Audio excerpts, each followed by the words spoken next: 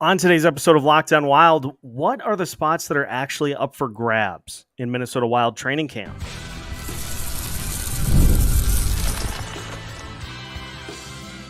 You're Locked On Wild, your daily podcast on the Minnesota Wild, part of the Locked On Podcast Network, your team every day.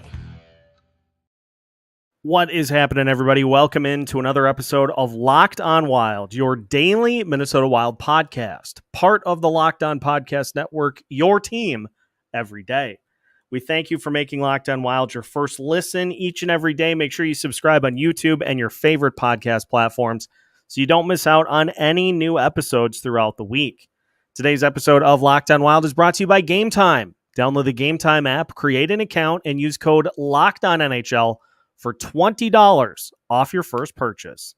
On today's episode of Locked On Wild, we take a look at the Minnesota Wild training camp roster. We'll discuss the invitees, as well as trying to answer which spots on the roster are actually up for grabs and who is in contention for particular spots. My name is Seth Toupal, credentialed Wild media member and host of Locked On Wild since 2021, and it is just about time. The Minnesota Wild releasing their training camp roster ahead of training camp, which starts up here tomorrow and will run over the next couple of weeks through preseason and then up to the start of the regular season on October 10th. So battle stations, ladies and gentlemen, it is officially time to get things rolling on the season. Now, before we dive into the roster, I do want to start because I think it's the most important question facing the training camp roster this season is just looking at what is available, like which roster spots are up for grabs. And this was something that Joe Smith asked John Heidt in a one-on-one with him ahead of the start of the season. And I want to just look at a passage from that article in which Joe Smith asks the question, are there roster spots available? The roster looks pretty much set, at least from the outside, between the regulars returning, Trennan brought in, and Jacob Loco acquired for a potential 12th or 13th forward role. There's not much room. And there's not much cap space, especially if Jesper Wallstedt is on the roster as the third goalie. Liam Ohgren looks to have a great shot at being part of the lineup after his strong impression late in the season. The one wild card appears to be Riley Heidt, a center prospect who was one of the top players in the WHL last season. Bill Guerin has said that Heidt will be given every chance and could earn a 9-game tryout. Joe Smith's bet is that Heidt will be one of the most watched players in camp and will get a lot of exhibition time. Are there a ton of spots? No, says John Heidt. Are there some spots? Yes. But at the same time, you want to be able to see the players that are on the team. They're also competing for roles, responsibilities, ice time, and all of those types of things. You want to be able to give players the opportunity to make the team. That's how we're going to progress during camp, and the objective is to make sure that we are a team that's physically and mentally ready to go game one. So let's just go through the roster to start. And looking at players that are, on the roster and aren't, so we can get a look as to what exactly is going to be available. I'm going to start on defense because that's the easiest to go through. Jared Spurgeon, Jonas Brodin, Jake Middleton, Zach Bogosian, John Merrill, Declan Chisholm, Brock Faber are pretty likely to all make the team. That is pretty likely to be unless extenuating circumstances such as injury require more names to be added. That is pretty likely going to be your opening night 7 defensemen. So you can whittle that down. So that's 7 spots on the roster. Now, what is interesting here, and we talked about this on Monday, so for the everydayers that tune in, we talked about this with Alex. Roster spots, I think, are at a premium to where I don't know if carrying a third goalie makes a ton of sense. but we'll add that in to the 23-man roster. So that's 10 right there. That is 10 players. And so that means that the Wild are going to likely then carry 13 forwards, or probably 12 with the way the cap is looking. So let's just start with 12. Kirill Kaprizov is in. That's 1. Matt Boldy's in. That's 2. Joel Eriksson Ek, Matt Zuccarello, Marcus Foligno, Ryan Hartman are all in. That's 6. Yakov Trenin is in. That's 7. Freddie Gaudreau, unless a team suffers an injury in camp, or unless he suffers an injury himself, he's going to be on the roster as well. So that's 8. Marcus Johansson is 9. Marco Rossi is 10. And so we are sitting at a little bit of a conundrum here, because that leaves Murat Huznadinov, Liam Ohgren, and Jacob Loco as the final 3. And so there's your 23-man roster right there. And we didn't even make any hard decisions. But then, you run into some questions as to who's going to be the odd man out. Who's going to be the 13th forward? Is it going to be Murat Huznadinov? Well, that doesn't make any sense. Is it going to be Liam Ohgren? It doesn't make any sense either. So I guess the scenario then is that Jacob Loco is the 13th forward, and that your forward group is Kirill, Matt Boldy, Joel Eriksson Ek, Matt Zuccarello, Marcus Foligno, Ryan Hartman, Yakov Trenin, Freddie Gaudreau, Marcus Johansson, Murat Huznadinov, Liam Ohgren, Marco Rossi. And that's set. Like, you are locked into that. But again, because of the cap constraints, I don't know if you can afford to carry 23. Maybe you can, because you have a few entry levels in this mix. Loco, Rossi, Huznadinov, and Ohgren, and potentially Jesper and Faber. So maybe you can afford to keep the full 23, but you don't really have flexibility beyond that. The current cap space has the Wilds with a 23-man roster of $756K. So I take that to mean that the Wild can afford to have a 23-man roster, but that's going to be it. And so, unfortunately, what this means, well, I'm not going to go the unfortunate route. What this means then is that if you get into a situation where Riley Heidt, impresses enough to where you're like, hey, we really got to have this guy on the roster, then you got to make a choice. You got to make a decision. But that's with other guys who have been added in to provide NHL level depth, like Travis Boyd, like Devin Shore. That's not even counting spots for those guys on this roster. Brendan Gaunce, those other guys that were signed to provide some depth, they don't factor into this really at all, which I guess is probably preferable. But, it leaves some interesting roster decisions, and it points to something that we've talked about a little bit, but not as much as probably we should have. It kind of feels like there might be a trade made during the preseason, because it's just like, it's like a water bottle that you have filled all the way up to the top, or like a cup from McDonald's. That's probably a better example. It's a cup from McDonald's that you have filled to the brim to where you are not comfortable even moving it for fear of spillage. And so in order to actually be able to move it around, and, put it in the cup holder in the center console, you got to subtract a little bit. And so I don't know.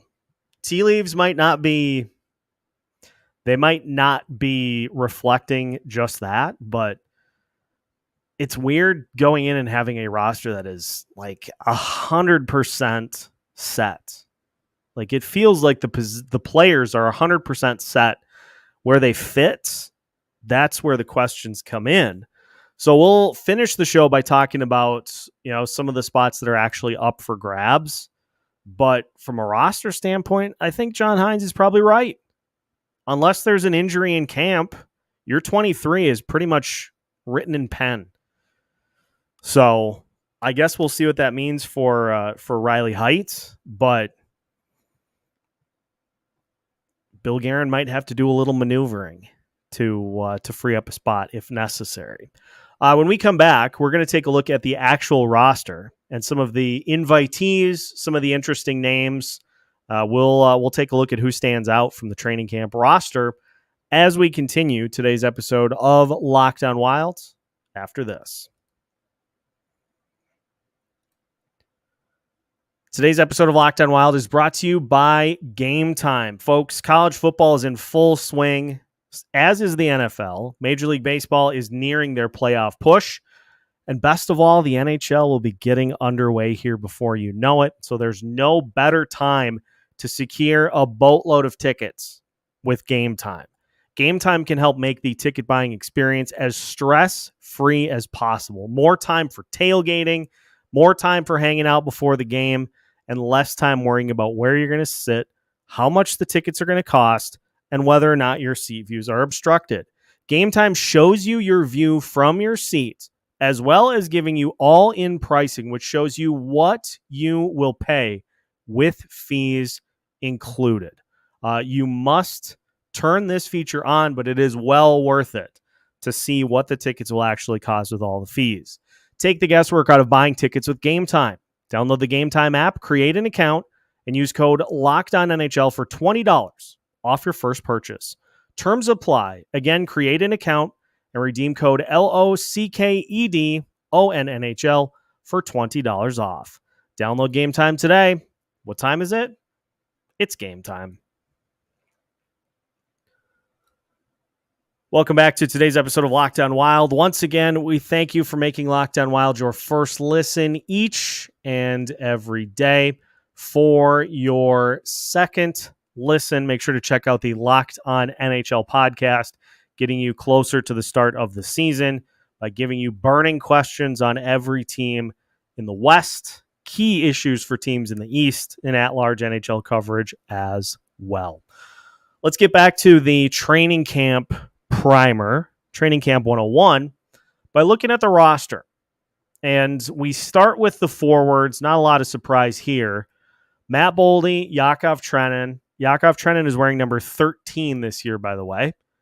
Joel Eriksson-Ek, Marcus Foligno, Sammy Walker, Devin Shore, Brendan Gaunce, Marat Huznadinov, Marco Rossi, Graham Clark, Liam Ohgren, Matt Zuccarello, Ryan Hartman, Ben Jones, Luke Toporowski, Hunter Heidt, Adam Raska, Reese Johnson, Matthew Sopp, Ryder Ritchie, Gavin Hain, Riley Heidt, Ryan Sandelin, Mikey Milne, Travis Boyd, Caden Bankier, Pavel Novak, Freddie Gaudreau, Marcus Johansson.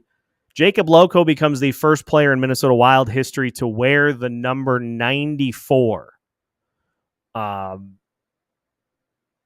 it feels like that fits the type of player that Loco is pretty well. And then, of course, you've got Kirill Kaprizov, number 97.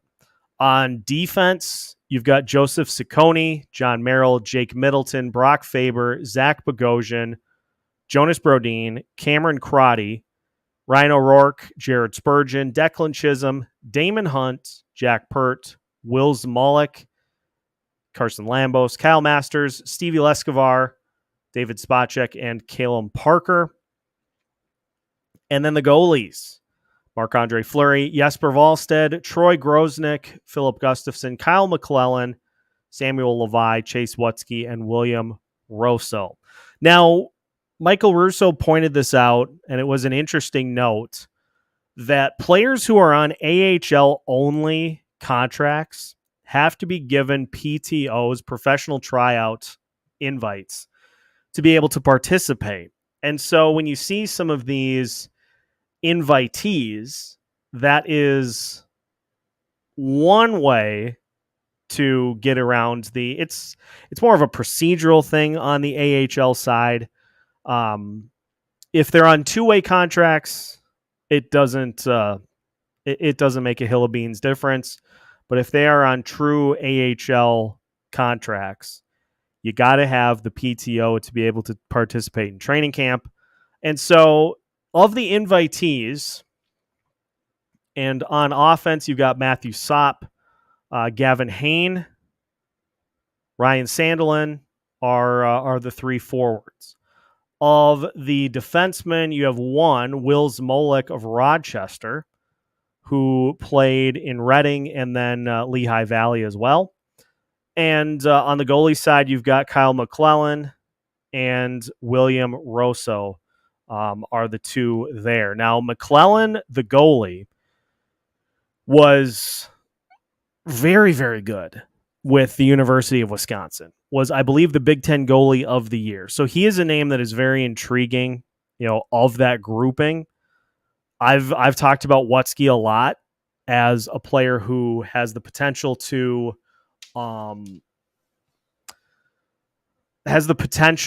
be able to be a quick riser, a fast study. But William Rosso from the QMJHL, his numbers are fantastic.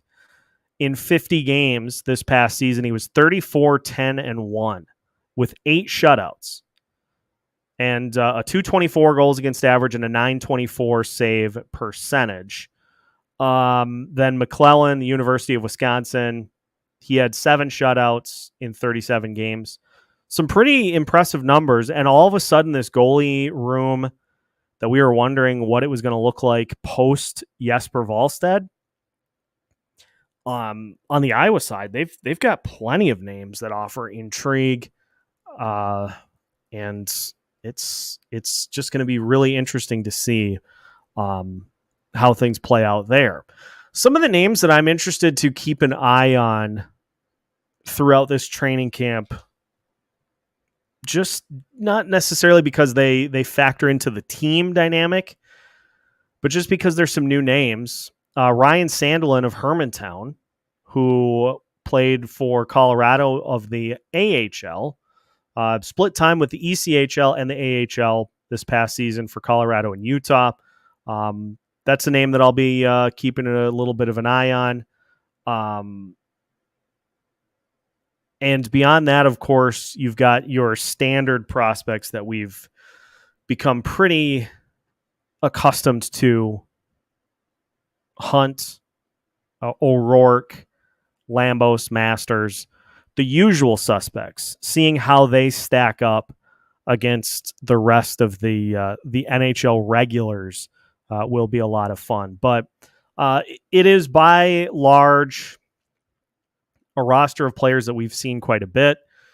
From some of the AHL guys, Devon Shore, Brendan Gauntz, most likely just some minor league depth. Travis Boyd, I mean, he's a Hopkins boy, but those are probably AHL depth guys, so they're not going to factor in a ton to what's going on. But you've got to have depth in your organization. If you don't have depth, you're doomed. And so even just having some guys with NHL experience that can help the younger players along in Iowa, it's needed. It's necessary because all the injuries we had last year, that Iowa team had nobody to show them the ropes. Now, as far as what is actually available, we talked roster spots, and there aren't a ton, but there are some key roles that we are going to have battles for. And so we will talk about which spots in the roster, which position groups have the potential for players to stake their claim to playing time. That is on the way as we finish today's episode of Locked on Wild after this.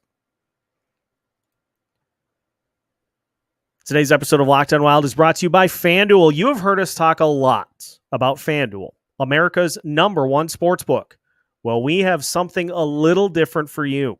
Now through September 22nd, all FanDuel customers can bet $5 and get a 3-week free trial of NFL Sunday Ticket from YouTube and YouTube TV.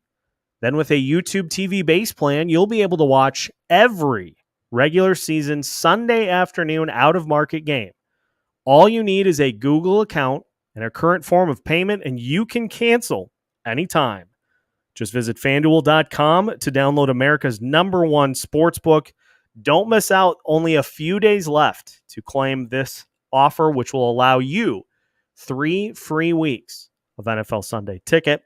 So make sure to head to FanDuel.com today so you don't miss out on the start of the NFL season.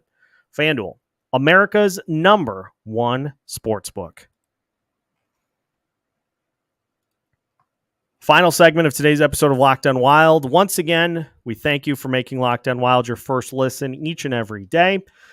Reminder, we will have a live show for you on Sunday at 8 p.m. Denny ready to rock for another Sunday show. So make sure to join us Sunday at 8 as we dive in further to some of the roster decisions it looks like will be made by the Minnesota Wild. All right, so spots that are available for the Minnesota Wild this upcoming season. As we talked about from a roster standpoint, not a ton, but I think we all know arguably the biggest on this team. Second line right wing was a sore spot for the Minnesota Wild this past season, a spot that led to them fielding really only one line capable of scoring goals. And it didn't work. It really didn't work. And so whether it be Liam Ohgren, seems like the most likely candidate to be able to hop up and take that spot. There is playing time available depending on how the roster is constructed. Now, let's just assume that Kirill, Kaprizov, Matt Zuccarello, and Ryan Hartman at least gets the start. Now, that's of training camp. As John Heidt said, that's not necessarily how things are going to play out for the regular season. But where there's smoke, there's fire. Let's just say you go with that. So then your second line would be Joel Eriksson Ek, Matt Boldy, and if it's going to be Marcus Johansson, his play has to improve tremendously. Liam Ohgren, if he impresses in camp, feels like a good opportunity for him to hop into an elevated role and to provide a shooter to complement what Matt Boldy and Joel Eriksson Ek bring to the table. It also feels like an opportunity for Riley Heidt to force a player off the roster if he comes out and has like 15 goals in 10 games or some just crazy number. Like, you got to do it, right? Again, if he does, it's not necessarily that he will, but it feels like that is a spot too in which there's going to be a competition for who ends up getting that remaining spot in the top 6. It was discussed, although to Joe Smith's credit, it sounded like it hadn't been seriously considered yet, but it was floated that maybe you have Marco Rossi play a wing on the Boldy Eriksson Ek combination. I floated out the line combinations that statistically were the two best on the team earlier this week for the everydayers, where you go Kaprizov, Boldy, Eriksson Ek, Zuccarello, Rossi, Hartman. So you could throw Ryan Hartman into the mix as well for top 6 playing time. But here's my overall point. It doesn't matter who ends up taking that spot, that second line wing spot.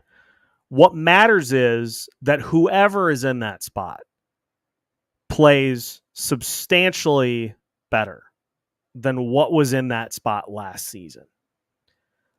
That second line wing spot last year was a paperweight, was a coaster, was a traffic cone, whatever analogy you want to make. That is a spot that needs to produce. And so if it's Liam Ohgren, I feel pretty confident that he could excel in that role. If it's Riley Heidt, I feel really confident that he could. If it's Marcus Johansson playing in a contract year, which is a tangible thing, I've gone back and looked at the numbers. If it's him playing in a contract year that maybe leads to a trade at the deadline to another team, I don't vehemently oppose the idea. Whoever's in that spot just needs to be better. The other spot that will be a huge focal point in training camp is the fourth line. Folks, the numbers for the fourth line from February 7th to the end of the season last year are pretty eye-opening. I am going to please make sure that you're all sitting down, because these are, and I say this with full acknowledgement that you're not expecting a ton in the scoring department from a fourth line. But Jake Lucchini had 5 total points in the final 32 games that he played. Mason Shaw had 3 points in the final 20 games that he played. Up and down the list, guys that slotted in on that fourth line did not provide production. Vinny Lettieri, 5 total points in the final 27 games that he played. Freddie Gaudreau, 5 total points in the 30 final games that he played. That fourth line has to be better. And whether that be Jacob Loco providing energy and skating all over the place, Freddie Gaudreau finding a role and running with it, whoever ends up on that fourth line needs to provide more consistent performance this upcoming season. And another spot that is definitely up for grabs is the second power play. We'll talk about the second power play first, but then a note on the penalty kill as well. The projected second power play unit for the Minnesota Wild this year reads as follows: Ryan Hartman, Marco Rossi, Marcus Johansson, Freddie Gaudreau, Jared Spurgeon. There has got to be a better combination. And so this is, I think, where players like Liam Ohgren can really have a bump in time on ice, because how good do you think Liam Ohgren would fit on that? He's not going to supplant anybody on the first power play, but how good do you think he would work with a guy like Marco Rossi on that second unit, providing a big body that can get shots on net? I think that would work very well, in fact. And so there's opportunities on that second power play, and I feel like the entirety of the penalty kill is up for grabs this year. I feel like because of how bad it was, that the Minnesota Wild need to go to square one with that unit. You have enough players on this roster that are expected to contribute to this unit. And so, and we'll talk more about general approach to power play and penalty kill as we get closer to the season. I'm of the belief that you don't roll with a set, here's your first unit, here's your second unit. Play it a little more matchup oriented. If you play a team that has a ton of speed and skill, which is going to be almost all the time, maybe throw a guy like Murat Kuznetsov out there who can skate around with the best of them on the perimeter. Player like Brock Faber who can skate with the best of them. Maybe have a speed package. And if you play a team like the Winnipeg Jets, who's just big and going to huff and puff and blow your house down, maybe you go with the size package. I would not commit to a set unit. I would simply have a handful of players that are going to contribute. And this has been one of the things that John Hines has shown that he is capable of doing, is dictating based off of gameplay.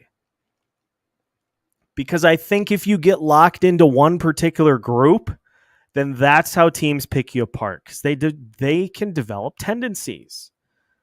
And then maybe if you get, six forwards that are capable of playing penalty kill, maybe they all up their performance a little bit. And maybe somebody becomes just an absolute stalwart that refuses to allow power play goals. And then maybe you go with, okay, we've got Eriksson Ek, and we'll rotate forwards with him. I just think getting locked into one set thing is probably going to lead to similar results this season. And as far as structure goes, 3 high, Edmonton had a 95% penalty kill in the Stanley Cup playoffs using a 3 high. I don't know, something to consider. But I think there is a ton of penalty kill time up for grabs for this Minnesota Wild team too.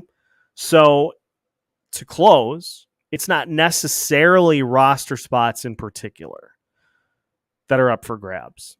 I feel like there are spots within the position groups that are.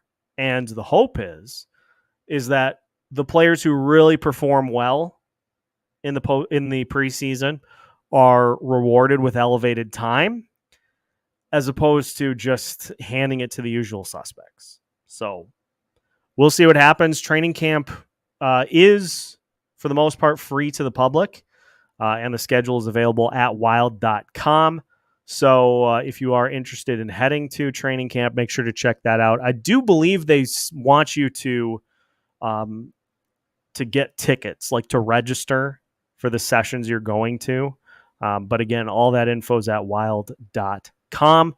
That will do it for today's episode of Locked On Wilds. Again, thank you to everybody for tuning in each and every day of the week. Make sure to hit that like button on your way out, and make sure to subscribe on both your favorite audio platforms and on YouTube, so you don't miss out on any new episodes throughout the week. We have new episodes for you every Monday through Friday as part of the Locked On Podcast Network.